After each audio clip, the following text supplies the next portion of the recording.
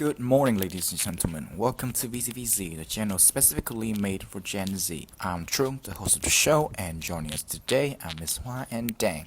Okay, so Miss Hoa, Dang, could you please have a little introduction about yourself? Hi everyone, I'm Hoa, an expert on social habit and behavior. Glad to be invited to today's talk. So good morning. My name is Dang. I'm currently a student from Hanoi University and very happy to be invited into the show today. Thank you so much for being here in this special episode. Today we'll talk about Gen Z's reading culture, and there will be three main parts which will be included in our show: current situation, reasons, and solutions.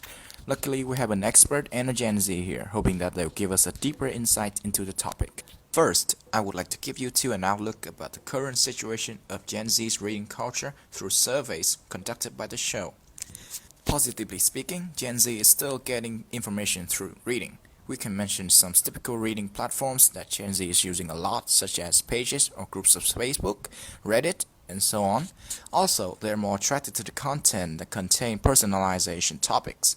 40% of young readers' responses said that it was very important to them that the books they read reflect their own cultural background, identity, or personal values. However, Gen Z doesn't actively look for content. They just passively browse, then read, and not usually for the purpose of increasing their knowledge.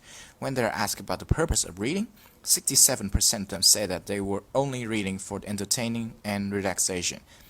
Ms. Hua, from your point of view, what are the reasons for this circumstance?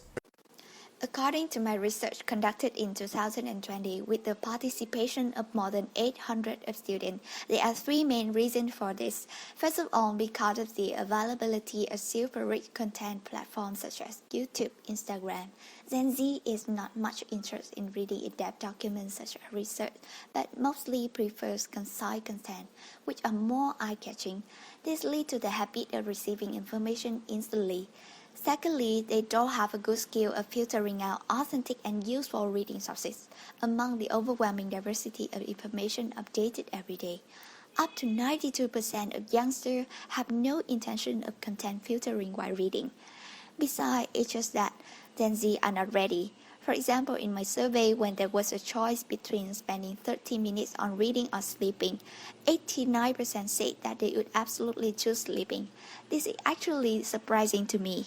Well, I think that's surprising to all of us. Thank you, Ms. Hua. Dang, what about you? You're a Gen Z. Have you ever thought about the reasons why the reading culture of your generation has been on the decline like this? Well, this time I totally agree with Miss Hua on this. But apart from the reason that she has mentioned, I want to add two more courses leading to the laziness of reading cultures among Gen Z. The first one, the influence of social media. Well, as you know, on Facebook or Instagram, there is thousands of stories and news every day. And those stories are much more interesting than the information on a book or on any academic resources, right?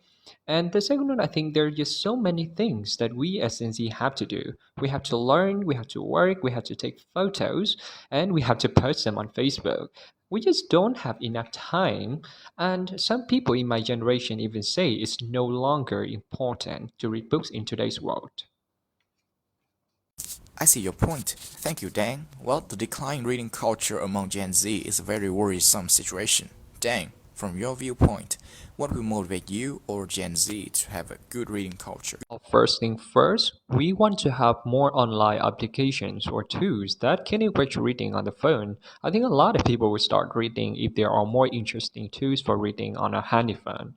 And second, I believe it's very important to set up time for reading. For instance, like 8 in the morning is a time when you want yourself to read in about 30 minutes. Then every day at that time, you should put away all of your distraction and you focus on your reading. I also strongly agree with Dan's idea. I would like to recommend some tools like Kindle e-readers, Notion, or Google Playbooks. These apps can help you increase your efficiency in reading habits a lot. Thank you, Dang and Ms. Hua, for your sharing. It seems that the time for our show is quite limited. Once again, thank you, our beloved guest, for joining us today. I wish you all the best, and we'll see you next time on VTVZ.